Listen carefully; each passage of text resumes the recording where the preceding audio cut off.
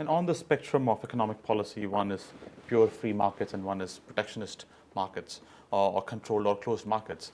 And for some part of the sectors, some sectors we are working on protectionism, or some sectors we are working on free markets purely.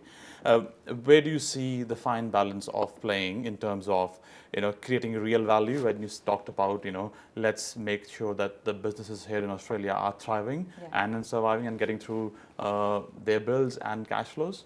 Yeah, so I think there's two ways to answer that. Western Australian, export-oriented market.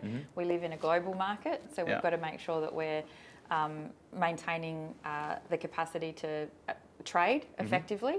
And so much of what we do here in Western Australia in particular is reliant on having those good and open trade routes and making sure that we're building those opportunities. And I think we also need a very transparent and clear taxation, regulatory framework.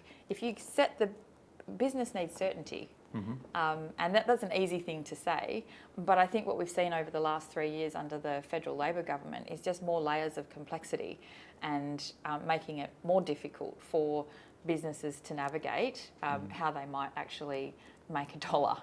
And so when you talk about industrial relations, when you talk about taxation, when you talk about employment, all of those things, environmental regulations, they're the things that businesses talk to me about when they're saying it gets harder and harder. I was talking to a small business from Mundaring the other day, take it from our big businesses who have got significant lobby groups to, walk into the ministers and the Prime Minister's office and advocate on their behalf, right back down to these small businesses that are creating local employment in our communities and talking about the number of things they have to do and acquit before they can employ someone. It's remarkably complex and only the very best of them